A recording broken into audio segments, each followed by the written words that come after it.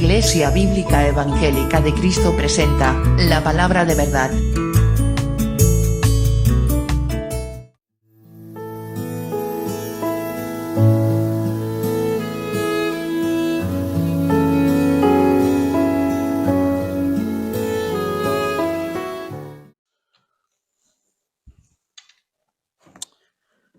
Bueno, hermanos, llegó la hora esperada, o la más esperada, la hora de escuchar la voz de Dios. Aunque lo escuchamos muchas veces, ¿verdad? A lo largo de nuestra vida, a lo largo del día, Dios se nos pronuncia, ¿no? Por medio de su palabra en cualquier momento. Pero es verdad que la predicación del Evangelio y la predicación de su palabra a su pueblo los domingos, cuando Él ha decidido reunir a su pueblo como iglesia, dice que Él se pasea en medio de nosotros. Él personalmente está aquí, en medio de nosotros, de una forma especial, no como está, que también está con nosotros siempre. Hoy está aquí de una forma especial. Seamos muchos, seamos pocos, Él está aquí con nosotros. Y bueno, pues como ya se ha anunciado, hoy empezamos una nueva serie sobre la primera epístola del apóstol Juan. Bueno, habíamos hablado Jesús y yo de hacer una serie de las cartas de Juan, ¿no? Juan tiene 3 epístolas, pero bueno, por nuestra torpeza sobre todo dijimos, bueno, vamos a empezar con la primera, que es la más importante, y después veremos si hacemos la segunda y la tercera. Primero vamos a ver la primera epístola y vamos a empezar, por si queréis ir abriendo vuestras Biblias, aunque el texto va a estar en pantalla, vamos a empezar con el capítulo 1 de Primera de Juan, capítulo 1. Primera de Juan, capítulo 1, y vamos a ver el capítulo entero, que son 10 versículos. Vamos a estar ahora leyendo el texto, ¿vale? Tiene un total la carta de 5 capítulos, y vamos a ver, como digo, el capítulo entero, que tiene 10 versículos. El énfasis de este primer capítulo es que entendamos que Dios es luz, Dios es pureza, Dios es santidad, Dios es verdad, Dios es vida, Dios es gloria. En Él no hay tinieblas, en Él no hay pecado, en Él no hay maldad, en Él no hay muerte, no hay mentira, no hay tinieblas. Y venimos esta semana de un desgraciado suceso aquí en la ciudad de Algeciras. Yo creo que todos os habréis enterado, en el que un musulmán entró a 2 iglesias católico-romanas y en el nombre de su Dios con D minúscula, gritando en árabe a su Dios con D minúscula, asesinó a una persona e hirió gravemente a otra. Sabemos que nosotros los cristianos evangélicos en general nada tenemos que ver con los católicos romanos, ¿verdad?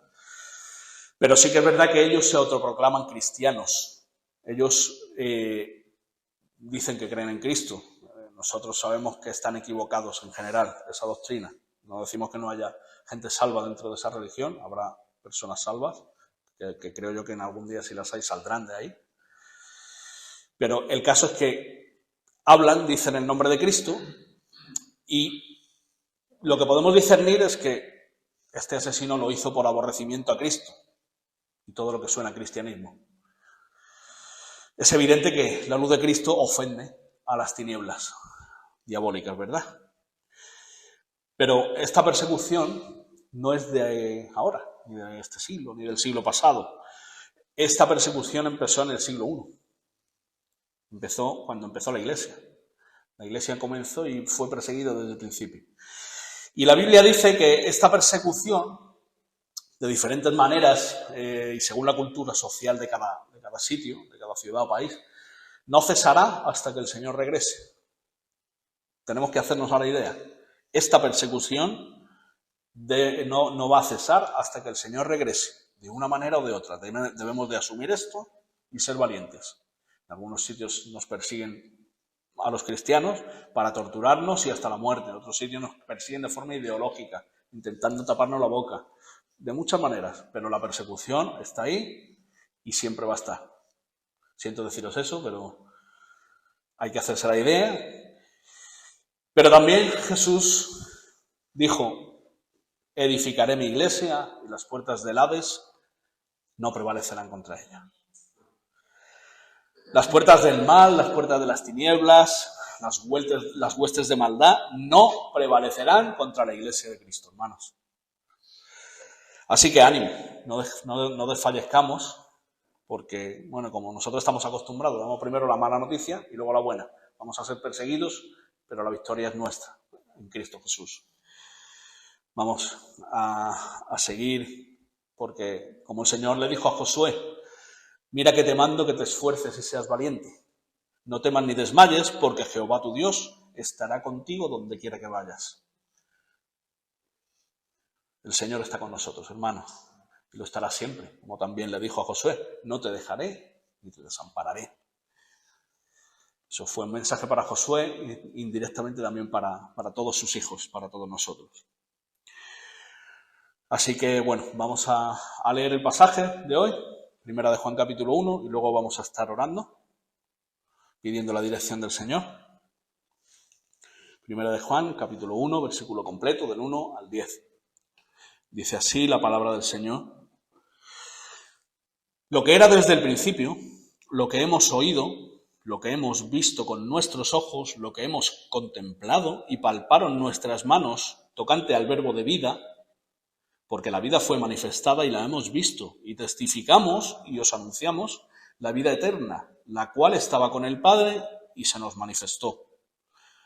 Lo que hemos visto y oído, continúa ahora Juan el argumento, eso os anunciamos, para que también vosotros tengáis comunión con nosotros, y nuestra comunión verdaderamente es con el Padre y con su Hijo Jesucristo. Estas cosas os escribimos para que vuestro gozo sea cumplido. Continúa Juan, este es el mensaje que hemos oído de él y os anunciamos. Dios es luz y no hay ningunas tinieblas en él. Si decimos que tenemos comunión con él y andamos en tinieblas, mentimos y no practicamos la verdad. Pero si andamos en luz, como él está en luz, tenemos comunión unos con otros. Y la sangre de Jesucristo, su Hijo, nos limpia de todo pecado. Si decimos que no tenemos pecado, nos engañamos a nosotros mismos y la verdad no está en nosotros. Si confesamos nuestros pecados, él es fiel y justo para perdonar nuestros pecados y limpiarnos de toda maldad. Si decimos que no hemos pecado y le hacemos a él mentiroso, y su palabra no está en nosotros. Amén. Señor, una vez más te pedimos tu asistencia, tu dirección, y que tú suplas la torpeza del que está predicando. Señor, lo importante es tu gloria, tu palabra, y que tú edifiques a tu iglesia por medio de ella, Señor, y que tú traigas a salvación a muchas almas, Señor, por medio de tu evangelio, de la predicación de tu palabra y de esta verdad, Señor, de que tú eres luz, tú eres la verdad, tú eres la vida, tú eres el camino, y solo hay salvación en ti, Señor, y solo por medio de Jesucristo. Ayúdanos a entender tu palabra, ayúdame a mí a explicarlo con toda la sencillez posible, y Señor, déjanos oír tu voz, déjanos sentir tu presencia, Señor, porque te lo pedimos en el nombre de Jesucristo. Amén y amén. Bueno, al ser el primer sermón de una serie, vamos a ver en primer lugar algunas características generales del libro que vamos a estudiar. Es interesante, por lo menos en el primer sermón, pues ver un poquito las características de la carta o del libro que se va a estudiar siempre. Y vamos a empezar por el autor. El autor es Juan, el apóstol Juan. Es el autor de 3 epístolas, como hemos dicho antes, o cartas. Epístola y carta es un sinónimo, ¿vale? En el Nuevo Testamento. Es el mismo autor que escribió uno de los 4 evangelios, el Evangelio de Juan, y también escribió el Apocalipsis, el último libro de la Biblia. Carnalmente, Juan era el hermano del apóstol Santiago, o también llamado Jacobo, según la versión o la traducción de la Biblia que tengamos. Juan fue el único apóstol que murió de anciano. Vamos a ver algunos datos para tenerlos, son interesantes. Es el único apóstol que murió de anciano de muerte natural. Los demás apóstoles murieron siendo torturados como mártires. A Juan lo dejó ahí porque tenía que darle el Apocalipsis, tenía que dárselo de viejo, y dijo, bueno, te voy a dejar a ti que mueras de viejo para mostrarte el Apocalipsis. El apóstol Juan es conocido también por el sobrenombre del apóstol del amor. El apóstol del amor. ¿Por qué? Por la preeminencia de este atributo en todos sus escritos. Hay un énfasis en el amor, ¿no? Y bueno, pues por eso se le puso ese apodo, ¿no? Ese pequeño apodo. Pero Juan no fue siempre tan amoroso, ¿eh? Durante el ministerio terrenal de Jesús, los llamaba hijos del trueno, a Juan y a su hermano Santiago. Hijos del trueno. Imaginaos una ocasión que le pidieron a Jesús que les permitiera mandar fuego del cielo, como hizo Elías, a unos samaritanos porque no quisieron recibir a Jesús. Señor, déjanos mandar fuego del cielo sobre ellos, como hizo Elías. Claro, Jesús les contestó, vosotros no sabéis de qué espíritu sois. Yo no he venido a perder almas, he venido a salvarlas. Así que, bueno, todos éramos hijos del trueno antes, ¿verdad? Y ahora somos por lo menos un poquito menos hijos del trueno. Luego ya los dos hermanos pues maduraron y se hicieron más prudentes, más misericordiosos, más amorosos. Así que, bueno, es lo que hace el Espíritu Santo en todos nosotros, ¿verdad? Y Juan escribió estas cartas de las epístolas desde Éfeso, donde ejercía su pastorado. Él ejercía su pastorado allí en Éfeso. Y vamos a ver pues algunas características sobre la carta. Lo primero que tenemos que ver y entender es que esta carta es una carta, ¿vale? Este libro es una carta o epístola. Es decir, es un texto cuya función principal es la comunicación entre el remitente o emisor y el destinatario o receptor. Porque todos sabemos aquí lo que es una carta. Y es importante también que entendamos que, aunque Primera de Juan está dividida en capítulos y versículos, 5 capítulos en total, como hemos dicho, originalmente no estaba dividida. Era un solo documento que se leía en las diferentes iglesias, desde el principio hasta el final. Es más, las divisiones de capítulos que comúnmente se usan hoy en día fueron desarrolladas por un señor que se llamaba Stephen Langton, un arzobispo de Canterbury. Langton puso en marcha las actuales divisiones hacia el año 1227. O sea, fijaros si llovió desde que empezó a escribirse la Biblia hasta que fue dividida en capítulos. Esto fue en capítulos, ¿eh? Y la Biblia inglesa Wycliffe de 1382 fue la primera en usar este modelo, dividido con capítulos. Y unos siglos más tarde llegó la división en versículos, que no fue a la vez, como dijimos. Primero fue en capítulos y luego llegó en versículos. Y esto fue 2 siglos más tarde, ¿eh? En el Antiguo Testamento fue dividido en versículos por un rabino judío llamado Natán, como el profeta de David, Natán, en el año 1448, 2 siglos después de ser dividido en capítulos. Y Robert Estienne, también conocido como Estéfano, fue el primero en dividir el Nuevo Testamento en versículos con numeración estándar. Esto evidentemente lo estoy leyendo literalmente, y fue en el año 1555. Sé que no hemos entrado todavía en el texto, pero es una cosa interesante, repito, de saber estos datos, por si alguien no lo sabe. La Biblia de Ginebra, por cierto, fue la primera en ser usada con capítulos y versículos. La Biblia de Ginebra, la primera. No quiero decir nada con eso. Y bueno, esta primera epístola es de las llamadas epístolas universales. Esto significa que no estaba dirigida a ninguna iglesia en concreto, sino para toda la región de Asia Menor. Eran cartas que se escribían para que se leyeran en todas las iglesias, se pasaban de iglesia en iglesia. Una iglesia se pasaba una carta a la otra y la otra iglesia le pasaba una carta a una, y así iban conformando la doctrina, ¿verdad? Y aprendiendo la doctrina. Y la estructura de esta epístola es curiosa, porque la carta comienza con una introducción bastante extraña para la costumbre de la época. Allí, en esa época, cuando escribían una carta, lo normal era comenzar de manera contraria a como empezamos nosotros ahora las cartas. Nosotros empezamos saludando al destinatario, ¿verdad? Querido fulanito. Seguimos con el cuerpo, le decimos lo que sea, el cuerpo de la carta, y terminamos con una despedida y finalmente nuestra firma, la del autor. Entonces, la manera de estructurar una carta era al contrario, se empezaba afirmando, diciendo quién es el autor de la carta junto a su presentación, y continuaba especificando a quién o quiénes iba dirigida. Después venía el saludo, o la salutación, como la llamaban ellos, Y después de esto venía el cuerpo de la carta y finalmente una despedida. Así era un poquito la estructura.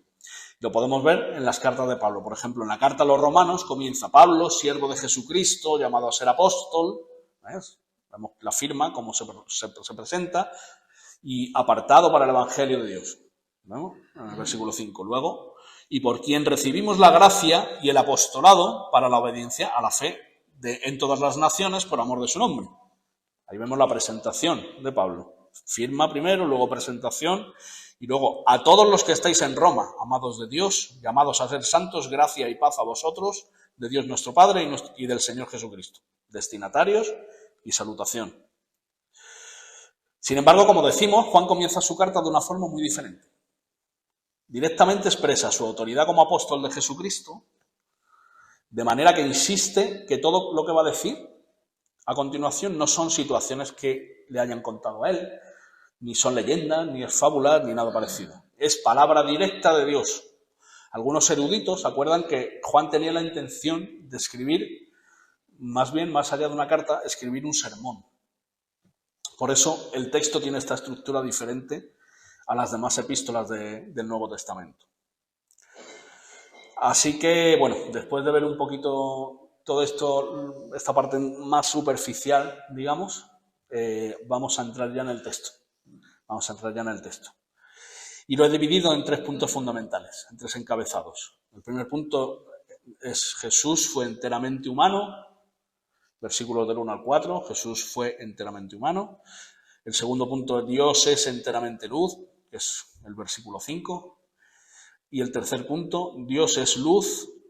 Si Dios es luz, el cristiano anda en luz. Versículos del 6 al 10. Así que entramos en el primer punto. Jesús fue enteramente humano. Jesús fue enteramente humano. En el contexto histórico de esta carta nos encontramos en un trasfondo donde tenía mucha fuerza una secta, religión, filosofía llamada gnosticismo. Con G al principio, es difícil de pronunciar, el gnosticismo. Los gnósticos se habían infiltrado en las iglesias, no confundir con el agnosticismo, que tanto se lleva ahora, que también es malo, pero no es lo mismo, es diferente. El agnosticismo es que no le importa si hay Dios o no hay Dios, o que no. El gnosticismo es esto que vamos a ver a continuación, ¿vale? No es lo mismo, no lo confundamos. Entonces, los gnósticos se habían infiltrado en las iglesias y por eso Juan, como vamos a ver, refuta estas creencias. Va a hacer frente, ¿no?, a estas creencias del gnosticismo. ¿Pero qué era el gnosticismo? ¿O qué es el gnosticismo? Más que qué era, ¿qué es el gnosticismo? Es una secta era una secta en esa época que mezclaba la mitología griega con filosofías y religiones varias, religiones orientales. Y muy básica y resumidamente, lo que creían es que la materia es irremediablemente mala, por lo que Dios no puede tener relación directa con el mundo material y que, por tanto, Dios nunca se encarnó en Jesucristo. Decían que el conocimiento de Dios solo lo podían tener unas cuantas personas especialmente espirituales y que las demás estaban perdidas y destinadas a la destrucción. Ellos sabían que Jesús existió, que murió en la cruz y que hizo señales que solo podían venir de Dios, pero decían que en ningún caso Dios se encarnó en él, sino que el Cristo celestial, una especie de espíritu derivado de Dios, poseía al Cristo histórico y al final, antes de morir en la cruz, el Cristo celestial abandonó el cuerpo del Cristo histórico y se fue al cielo. De manera que el que murió en la cruz fue solamente un hombre común. Eso es lo que ellos creían. Entonces, Juan confronta esta falsa doctrina. Juan, en confrontamiento directo a estas falsas herejías, a estas herejías que abundaban en las iglesias, quiere dejar claro que lo que va a escribir son mandatos directos del mismo Hijo de Dios, encarnado, que convivió con él realmente, habló con él, comió con él, incluso hace referencia a que lo palpó, dejando claro que Jesús era en presencia como cualquier otro hombre. Empieza la carta de la misma manera que empieza su evangelio, versículo 1, lo que era desde el principio, dice, lo que era desde el principio. Si vamos al primer versículo del evangelio de Juan, y lo comparamos, vemos su relación, ¿no? En Juan 1:1 dice, en el principio era el verbo. Por lo tanto, ¿qué es lo que era en el principio? El verbo. Juan nos está diciendo lo que era desde el principio. Y el énfasis en el Evangelio está en dejar clara la eternidad y deidad de Cristo, en el Evangelio. Como continúa el versículo 1, dice, el verbo era con Dios y el verbo era Dios. Quiere hacer énfasis en que Jesús es Dios. Sin embargo, en nuestro texto, en la carta, el énfasis está en dejar clara la plena humanidad de Cristo, siendo Dios, pero humano. Por eso señala después, continúa el versículo 1, lo que hemos oído, lo que hemos visto con nuestros ojos, lo que hemos contemplado y palparon nuestras manos tocante al verbo de vida.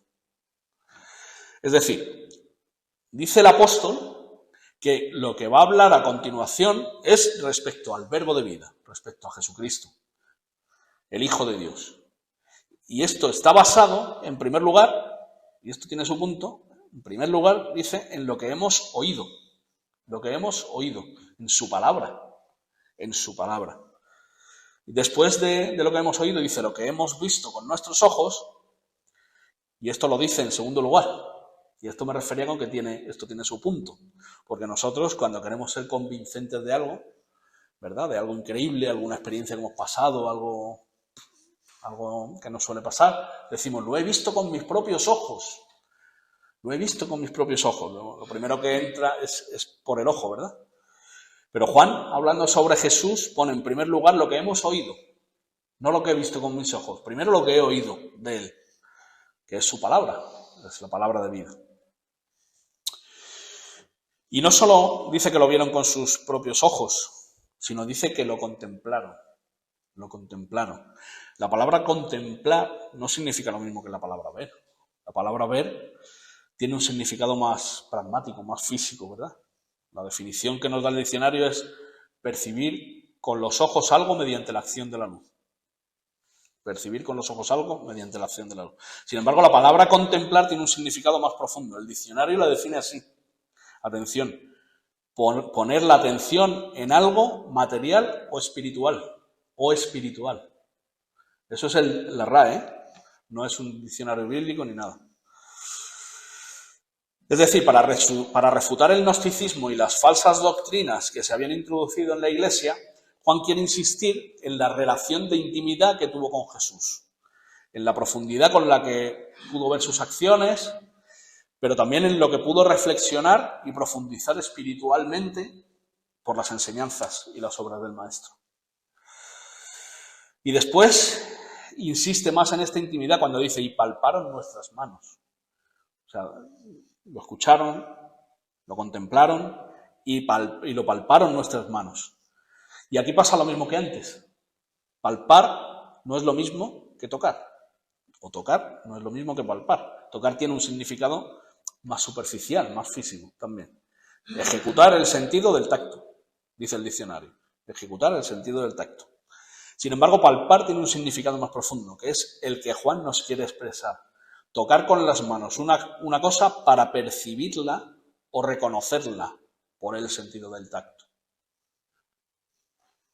Juan dice que había palpado a Jesús, igual que nosotros nos abrazamos, nos besamos, nos damos la mano, ¿verdad? Pues él había palpado a Jesús. Y vemos en el día de la última Pascua, en el aposento alto, cuando Jesús anuncia que uno de ellos le va a traicionar, y empiezan todos, ¿quién es, Señor? ¿Quién es? Y fue Juan el que se apoyó en el pecho del Señor, que se apoyó y le preguntó, ¿quién es, Señor? Y lo vemos aquí, dice la palabra en Juan 13:25. Dice, así pues, al recostarse él, Juan, sobre el pecho de Jesús, le dice, Señor, ¿quién es? Él se recostó sobre el pecho de Jesús. La Reina Valera, esta era la traducción textual, ¿vale? Porque la Reina Valera, desafortunadamente, aquí lo traduce como al lado del pecho. Al lado del pecho. Dice que Juan se puso al lado del pecho, perdiendo el sentido de intimidad y cariño. Aparte de que no es totalmente certero. La palabra griega aquí es kolpos, que se traduce como el seno. Es decir, Juan estaba acostado sobre el seno de Jesús. No estaba al lado, estaba sobre el seno de Jesús. Deja claro aquí que el eterno Hijo de Dios se hizo hombre y como cualquier otro hombre se le podía tocar, comía, bebía, etc. Entrando en el versículo 2, vemos que es una aclaración que hace Juan. Hace una pausa en su argumento para dejar algo claro, para insistir. Porque la vida fue manifestada y la hemos visto y testificamos. Y os anunciamos la vida eterna, la cual estaba con el Padre y se nos manifestó. En Juan 14:6, Jesús le dice a los discípulos que Él es el camino y la verdad y la vida.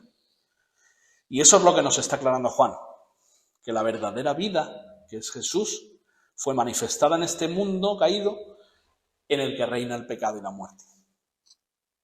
Jesús estaba en el principio con el Padre, Juan 1:1, en el principio era el Verbo, y este mismo Jesús, que es Dios, se nos manifestó. Juan 1:14, ya que el Verbo fue hecho carne y habitó entre nosotros. Así es como Juan combate la falsa doctrina, argumentando lo que él vivió en primera persona con el Señor y compartiendo las verdades que él recibió de él, que es la siguiente exposición que nos da. Juan comparte con la Iglesia su experiencia y la del resto de los apóstoles con Jesús. Vemos que Juan vence la falsa doctrina con la verdad, no atacándolos, sino exponiendo la verdad. La verdad tiene poder. Entonces Juan dice, nosotros hemos visto la verdadera vida, la vida eterna, y eso es lo que queremos contar y anunciar. Que Cristo es la única y verdadera vida. Que Él estaba con Dios y el Padre desde la eternidad pasada y vino a la tierra y se encarnó y nació de mujer y vivió con nosotros. Y eso es lo que Juan, en primer lugar, quiere dejar claro desde el principio de la carta. La vida eterna se manifestó al mundo en Jesús y ellos, los apóstoles, convivieron con Él físicamente. Y esto es lo que nos quiere anunciar Juan, como continúa retomando el argumento en la primera parte del versículo 3. Lo que hemos visto y oído, esto os anunciamos, para que también vosotros tengáis comunión con nosotros. Insistentemente Juan repite, Juan cae mucho, usa mucho el método de la repetición que era muy común en los judíos. Lo que hemos visto y oído. Es evidente, de todas formas, que él quiere que el lector oidor de esta carta tenga esto grabado a fuego en su mente y en su corazón. Lo repite mucho. En resumen, lo que Juan nos anunciará a continuación no son fábulas, como hemos dicho, ni historias fantásticas, sino sus vivencias en primera persona con el Señor, con el Hijo de Dios, dejando así claro que también el mensaje no es suyo, sino de Dios. La gloria es solo para Dios. ¿Con qué propósito nos anuncia esto Juan? Sigue el versículo 3, para que también vosotros tengáis comunión con nosotros. Y nuestra comunión verdaderamente es con el Padre y con su Hijo Jesucristo. Esa experiencia que los apóstoles tuvieron con Dios de primera mano es la que quiere compartir. Ellos tenían, por decirlo así, acceso directo a Dios. Por eso dice, nuestra comunión es verdaderamente con el Padre y con su Hijo Jesucristo. Y esas cosas son las que Juan quiere explicar y compartir, para que los hermanos tengan la misma comunión que ellos con Dios, por medio de su palabra. En otras palabras, Juan, inspirado por el Espíritu Santo, dice, tened comunión con nosotros por medio de esta palabra, porque así tendréis comunión con Dios. La comunión con Dios y la comunión entre nosotros está totalmente, proporcionalmente relacionada. Y termina esta introducción, Juan, en el versículo 3, diciendo, estas cosas os escribimos para que vuestro gozo sea cumplido.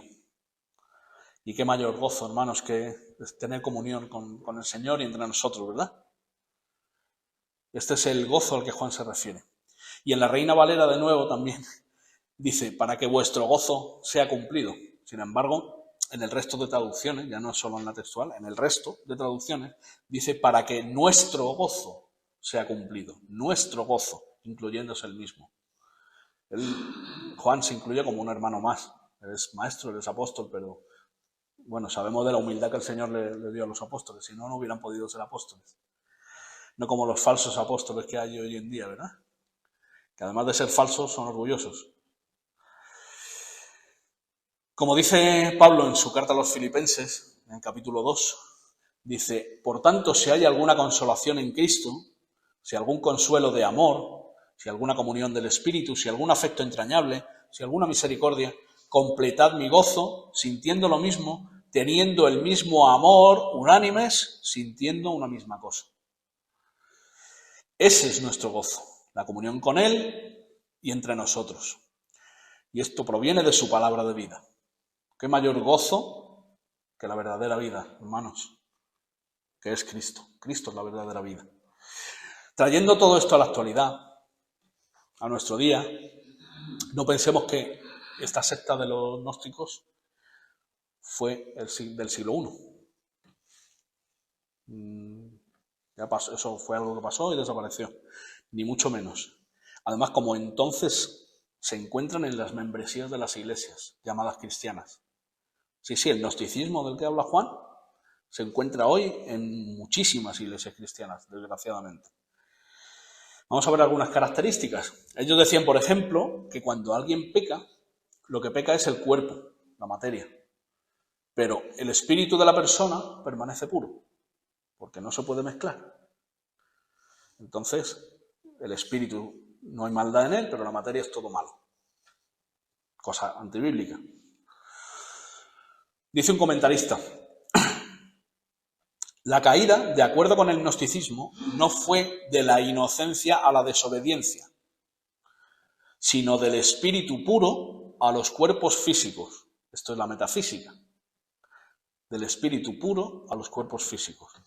El ser, estando encarcelado en este mundo material, está en una batalla entre la luz y la oscuridad, el espíritu y la materia. La contraparte moderna de esto se llama la mente sobre la materia.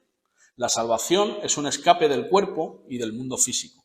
Esta cosmovisión de antirresurrección y antiencarnación alimenta el perfeccionismo, provocando orgullo en aquellos que se ven a sí mismos como superiores en la escalera de perfección. La palabra metafísica, que acabamos de leer, significa más allá de la física, es decir, más allá de la materia, algo más allá de la materia.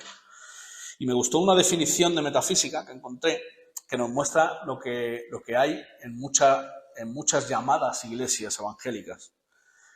Vemos que está el gnosticismo y es metafísica, no cristianismo, lo que hay en muchas iglesias. Dice: se conoce como metafísica al área de la filosofía que se encarga de estudiar los sucesos de la vida que no son explicables por los demás campos de la ciencia. Es decir, el área espiritual de un suceso o materia. La metafísica lo estudia todo en el mundo desde un ángulo completamente inverso a lo que se deduce por experimentos reales y científicos. Y aquí está la clave para mí. Para esta área todo es ideal, todo tiene un sentido de ser que está más allá de lo razonablemente real. Como decimos, esa metafísica es la que está dominando muchas autollamadas iglesias evangélicas, que en lugar de basarse en la palabra de Dios, que es el único medio por el que podemos ser salvos, por el que el Señor ha decidido revelarse al ser humano, se las pasan buscando experiencias espirituales y sobrenaturales. Dejando a un lado la Biblia, hacen así, dejan a un lado la Biblia. Y lo que tiene verdaderamente poder, y empiezan a buscar cosas sobrenaturales. Creen que tienen poder para declarar algo y que suceda. Y lo llaman palabra de fe. Yo declaro que va a pasar esto. Y ellos creen que va a suceder. Y si no sucede es porque no has tenido suficiente fe al declararlo. Eso creen ellos. Miles y miles de personas. Yo creo que os suena esto, ¿verdad? Del famoso evangelio de la prosperidad. Falso evangelio de la prosperidad. Pero esto realmente, esto es metafísica. Esto es llamado los decretos metafísicos. Lo que hacen en estas iglesias cristianas se llama decretos metafísicos. Un ejemplo que vi por internet, de una página de esto, no lo voy a hacer para no hacer publicidad, por si alguien lo ve por internet o algo, no quiero que entre, pero decía así: ejercita decretos positivos a tu ser superior. reprograma tu mente y el poder personal logrando ilimitado éxito. Desarrolla tus dones y atraes el éxito. Eso es un ejemplo de la forma de esta filosofía, de la metafísica. Y los decretos metafísicos. Y como decimos, esto está metido en las iglesias y como dice Juan, ya estaba metido el primer siglo en la iglesia del Señor. Esto no es cristianismo, hermanos. Esto no es cristianismo, evidentemente. Esto está relacionado más bien con la magia y con el espiritismo. Algo que está prohibido por la Biblia. Y lo mismo ocurre con el misticismo de muchas iglesias. Individuos que se creen minidioses, que creen que ven la esfera sobrenatural de Dios y que pueden, por ejemplo, viajar en espíritu al infierno. ¿Cuántas historietas hemos escuchado de esto? Yo viajé en espíritu al infierno y uno dijo que mató al diablo. Uno dijo que viajó al infierno y que mató a Satanás. Eso lo leí, hermanos, de verdad. Lo leí en una... Entonces, claro, uno ya dice... No sé, es ya bastante descarado. Yo no sé cómo puede haber personas que se autodenominen cristianas y que puedan creer a este tipo de personas. Pero bueno, como sabemos y hemos dicho otras veces, sabemos que esto viene también de parte del Señor y que Él separa a los cabritos de las ovejas. Así que, bueno, Dios quiera salvar a esos cabritos también. Esos cabritos también pueden escuchar el Evangelio y el Señor hace el milagro y obra en su corazón. Así que, bueno, el perfeccionismo, que también lo hemos mencionado antes, el perfeccionismo, para que no se quede ahí en una laguna, es otra falsa enseñanza. El perfeccionismo es otra falsa enseñanza que afirma que un cristiano en esta vida puede llegar a ser, a santificarse hasta llegar a ser perfecto en esta vida. Eso es el perfeccionismo. Es una falsa doctrina muy antigua también. Y hay una historia que cuentan por ahí, que no sé qué punto tendrá de verdad, si será totalmente cierta, sobre este tema, del predicador Spurgeon. El predicador Spurgeon, que dicen que estaba una vez que después del culto, predicó Spurgeon y tal, y bueno, terminó pues como terminamos nosotros aquí, ¿no? Y bueno, fue un hermano a saludarle. Sí, pastor, pues sí, yo creo que ya he alcanzado la santidad completa. Yo ya soy perfecto. Un hermano, no sé si sería hermano verdadero o no, pero creía esta doctrina. Y él decía que había alcanzado la santidad completa, que ya no pecaba. Él ya no pecaba, decía, yo ya no peco. Spurgeon no le dijo una sola palabra. Lo único que hizo fue coger y pegarle un pisotón en el pie con el tacón, con toda la fuerza que tenía, con lo cual le demostró a este hermano, le llevó a la verdad, porque evidentemente ese hermano pecó. ¿Quién no pecaría, no? Si te pegan un pisotón en el dedo gordo del pie, con una bota de esas que llevaban en esa época, ¿eh? Así que cuidémonos de estas falsas enseñanzas, porque no solo es que se introduzcan en iglesias, es que desgraciadamente este tipo de congregaciones prevalece en número y son miles de miembros. Aferrémonos a la palabra y no nos dejemos llevar tampoco ni por multitudes ni por lo que todos crean. Aunque muchos crean una cosa no quiere decir que sea verdad. Así que bueno, el versículo 5 nos lleva al segundo encabezado, que es Dios es enteramente luz. Dios es enteramente luz. Ya Juan nos dejó claro que Cristo fue enteramente hombre y ahora nos dice, este es el mensaje que hemos oído de él y os anunciamos. Dios es luz y no hay ningunas tinieblas en él. Así que el mensaje es de parte de Cristo. Cuando dice que hemos oído de él, no quiere decir que hemos oído sobre él, sino que está de nuevo insistiendo, que hemos oído de él directamente, de Cristo. Mensajes del propio Jesús, de su boca.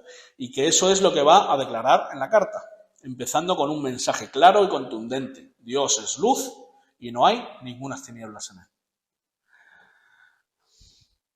Dios es la luz perfecta, sin mancha, sin sombra. Como dijo Jesús delante de los fariseos, en Juan 8:12, Dijo, yo soy la luz del mundo. El que me sigue no andará en tinieblas, sino que tendrá la luz de vida.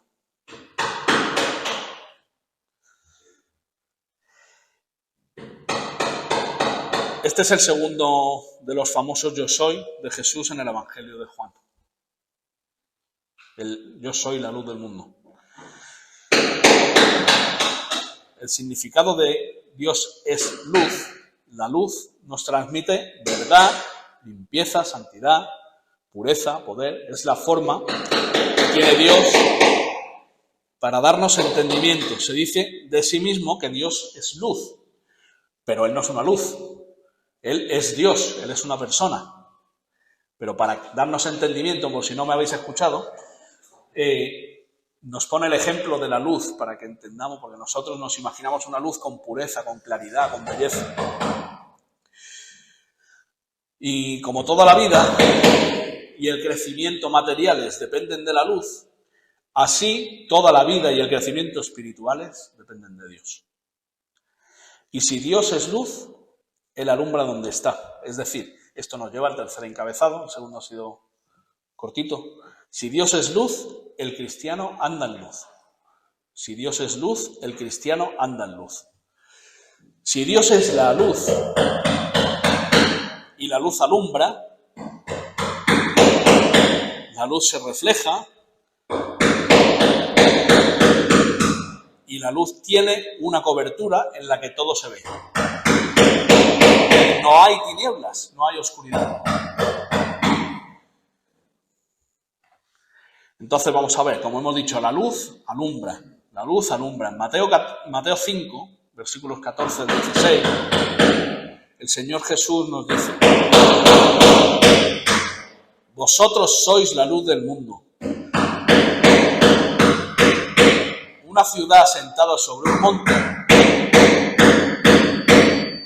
no se puede esconder, ni se enciende una luz y se pone debajo de un almud, sino sobre el candelero, y alumbra a todos los que están en casa. Así alumbre también vuestra luz delante de los hombres, para que vean vuestras buenas obras y glorifiquen a vuestro Padre que está en los cielos. Como vemos,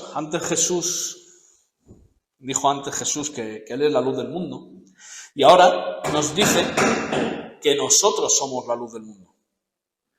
¿Qué aplicación tiene esto para nosotros? Pues que Dios es luz y su luz nos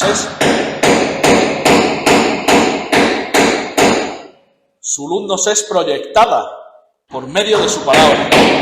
Y nosotros la proyectamos, la reflejamos a otros, también por medio de su palabra.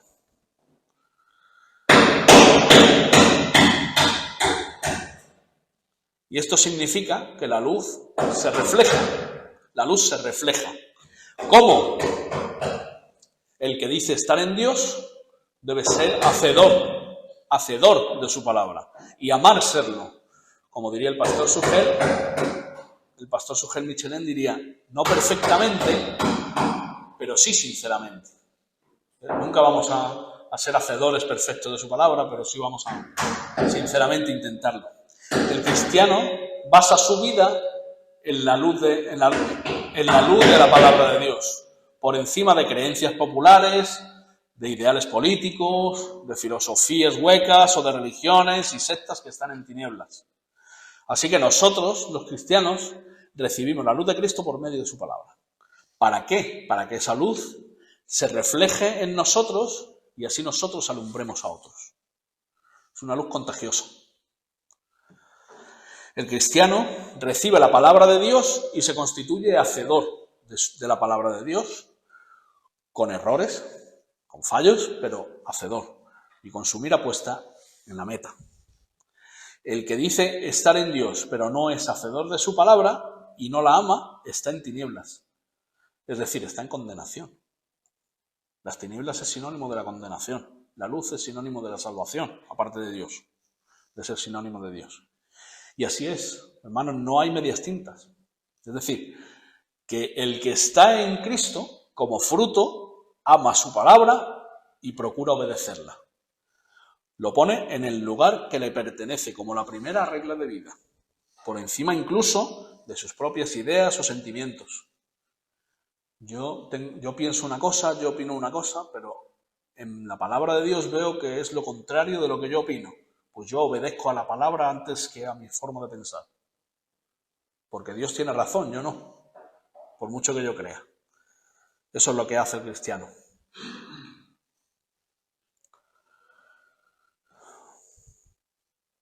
De esta manera es como el cristiano también ilumina su entorno, viviendo conforme a la palabra de Dios. No solo para él mismo, sino para nosotros mismos, sino para nuestro alrededor. Al que no se le ve este fruto, aunque diga que está en Cristo, está en tinieblas. No ilumina nada porque no se manifiesta la palabra de Dios por ninguna parte en esa persona. Si decimos que somos cristianos, pero nuestro estilo de vida se asemeja más a la vida del mundo, de las tinieblas, que a la vida de la luz, a la vida de la Iglesia, a la vida del Señor, a la vida de la palabra, amamos más lo que aman las personas del mundo y nos acercamos y no nos acercamos a Dios, no nos acercamos a su palabra, disfrutamos del pecado. En definitiva, el Espíritu Santo, por medio de Juan, dice que mentimos, que no practicamos la verdad. Jesús dijo que por sus frutos los conoceréis. Como un árbol malo no puede dar frutos buenos, ni un árbol bueno puede dar frutos malos, del incrédulo no puede salir un estilo de vida espiritual, aunque vaya a la iglesia. El misterio no está en ir a la iglesia o hacer ciertas cosas espirituales, está en el estilo de vida. Ahí es donde se ve si un cristiano es verdadero cristiano. Pero estas son personas que no han nacido de nuevo, no tienen su tesoro en los cielos, no son gobernados por Dios y su palabra, pero se ponen una máscara religiosa creyéndose que se van a burlar de Dios. Pero como le dijo el Señor Jesús a Nicodemo, el que no naciere de nuevo no puede ver el reino de Dios. Así que el cristiano verdadero alumbra por donde va con la luz del Evangelio. Alumbra por donde va con la luz de la palabra de Dios. ¿Y esto qué provoca? Que muchos que están en tinieblas vayan hacia su luz admirable.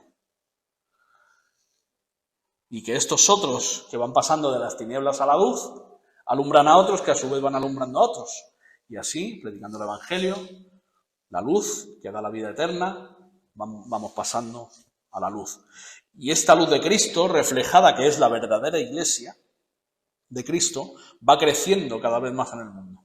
Y las tinieblas no prevalecerán contra ella, como hemos dicho al principio. Pero bueno, hemos dicho también que la luz tiene una cobertura, ¿no? Como hemos dicho, la luz es contagiosa por medio de la palabra y del Evangelio, y la luz tiene una cobertura. Como decimos, la cobertura de la luz del Evangelio es cada vez más amplia, pero se puede dar el caso de personas que crean que están dentro de la cobertura, pero en realidad están en tinieblas. Por eso dice en 2 Corintios 13:5, muy importante, dice Pablo, examinaos a vosotros mismos si estáis en la fe, probaos a vosotros mismos. ¿O no os conocéis a vosotros mismos que Jesucristo está en vosotros, a menos que estéis reprobados? Es decir, Pablo nos está diciendo a cada uno que nos examinemos, porque podemos estar equivocados. Podemos estar equivocados. Si decimos que somos cristianos, pero estamos fuera de esa luz, fuera de esa cobertura, y eso se ve en nuestro estilo de vida, Juan dice que mentimos, que faltamos a la verdad. Déjame hacerte unas preguntas. Y no contestes, es para que tú lo analices y te lo preguntes a ti mismo, a ti misma, y te respondas para ti. Y para el Señor, evidentemente. ¿Dónde está tu corazón? ¿Dónde está tu corazón? ¿Tu corazón está realmente en el Señor en primer lugar? Pero tu corazón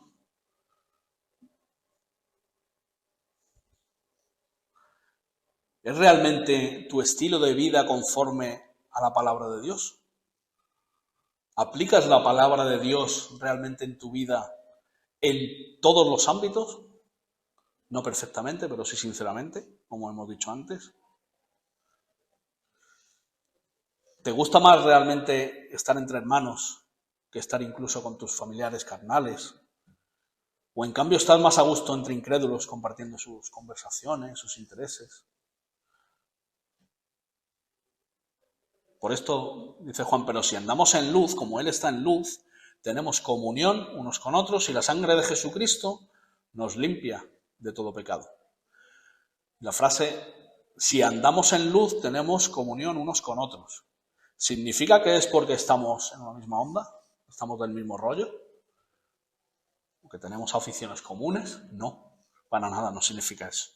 Tenemos comunión unos con otros porque el mismo Espíritu de Cristo, la luz, mora dentro de cada uno de nosotros.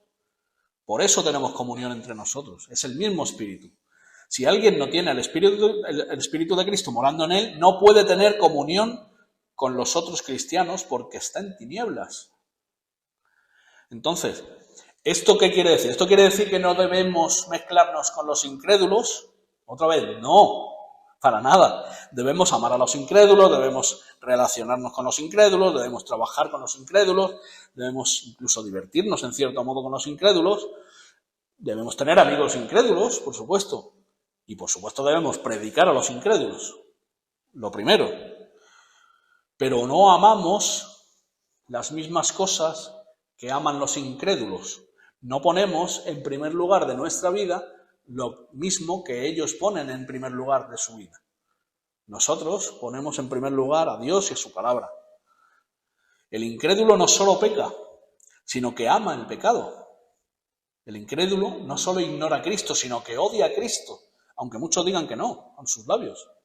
Si no, yo creo en Jesús, yo creo... Pero realmente, si te pones a profundizar en lo que ellos dicen, te das cuenta de que no creen en el Jesús verdadero, creen en un Jesús que se han hecho ellos a su imagen y semejanza. Entonces, ellos, al verdadero Jesús, el incrédulo, no solamente lo ignora, sino que lo odia. Pero el cristiano ama a Cristo, el cristiano odia el pecado. ¿Esto significa que el cristiano no peca? No, en ninguna manera, como diría el apóstol Pablo, en ninguna manera. Esto significa que el cristiano ha pasado de tener un estilo de vida en el que reinaba el pecado, en la vida anterior, cuando antes era incrédulo, a un estilo de vida en el que reina Cristo, y que cuando el cristiano peca, la sangre de Cristo le limpia de todo pecado. Es decir, hemos pasado de tinieblas a su luz admirable, de tinieblas a la luz, como estamos viendo en todo este capítulo. Y todos los cristianos pecamos, como dice Juan en el versículo 8, si decimos que no tenemos pecado, nos engañamos a nosotros mismos y la verdad no está en nosotros. Todos pecamos. El mismo apóstol se incluye como pecador. Todos pecamos, pero el cristiano no es un esclavo del pecado. Esa es la diferencia. Una de las evidencias más claras de que alguien no es cristiano es cuando dice: yo nunca he hecho daño a nadie, yo no he matado a nadie, yo soy bueno, yo no he pecado porque no, yo vivo a lo mío. Esa es la evidencia más clara de la ausencia del Espíritu Santo en su vida. Porque el Espíritu Santo lo primero que hace es dar conciencia de pecado.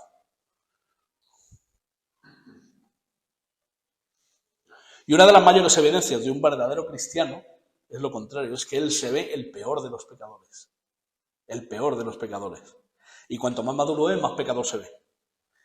¿Por qué? ¿Porque es más pecador? No, realmente no, aunque todos pasamos rachas, ¿verdad? De bajones, enfriamientos, luego menos enfriamientos.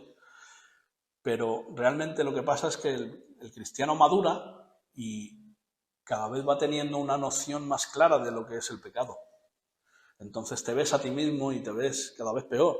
Pero no es que estés peor, es que tu visión se ha abierto y entiendes más el pecado y la maldad del pecado, ¿verdad? Pero como dice el versículo 9, si confesamos nuestros pecados, Él es fiel y justo para perdonar nuestros pecados y limpiarnos de toda maldad. Como vemos, dice, si confesamos nuestros pecados.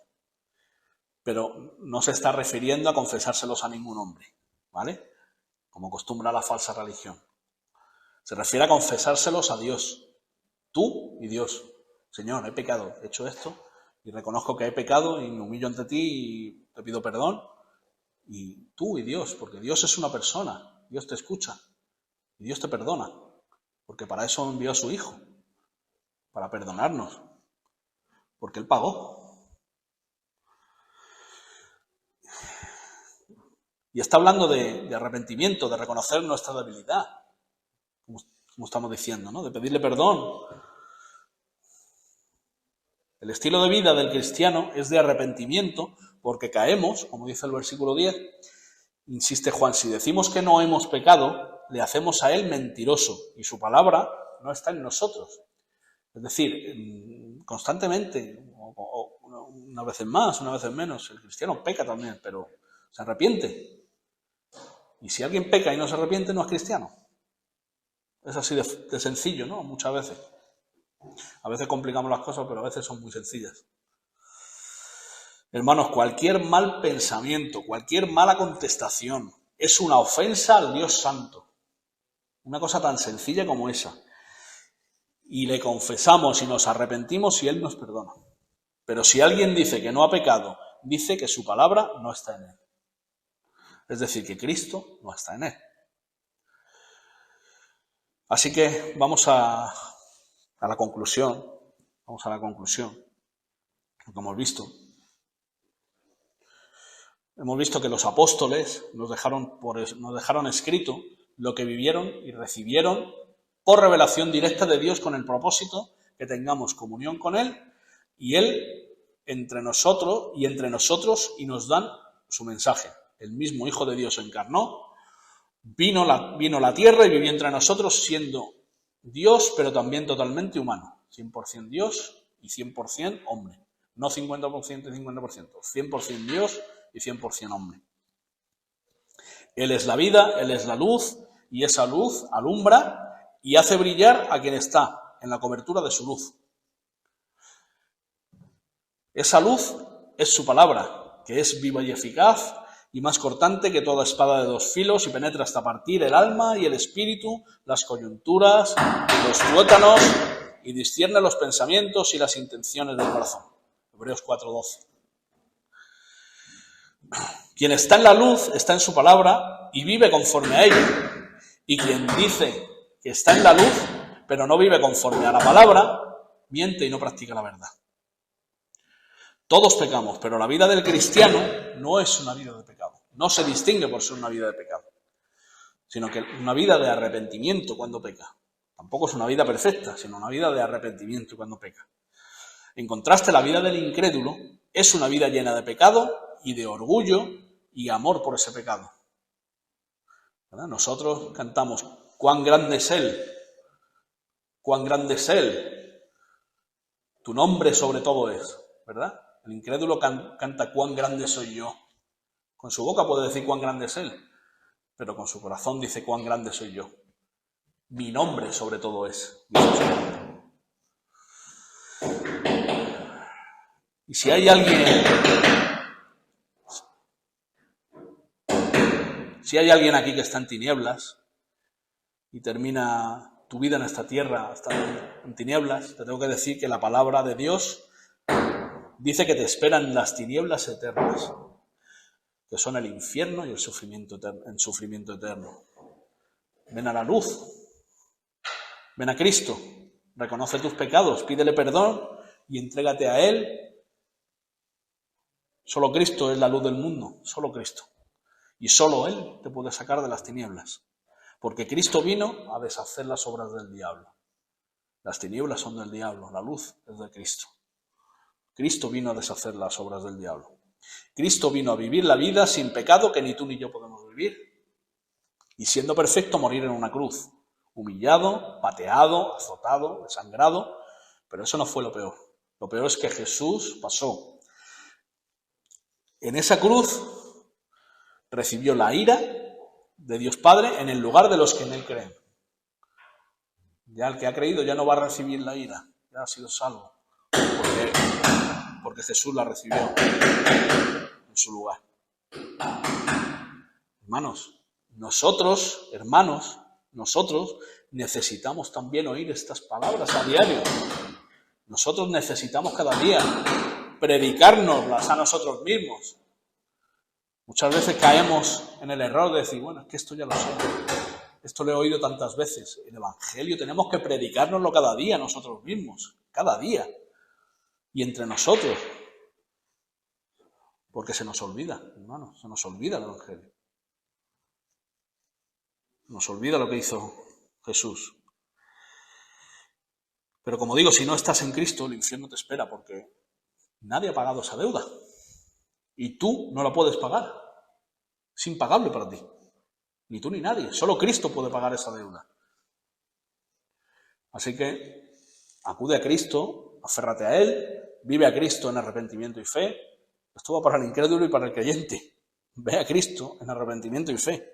Y confía en que su obra en la cruz fue para ti también y Cristo te salvará. Amén. Vamos a orar.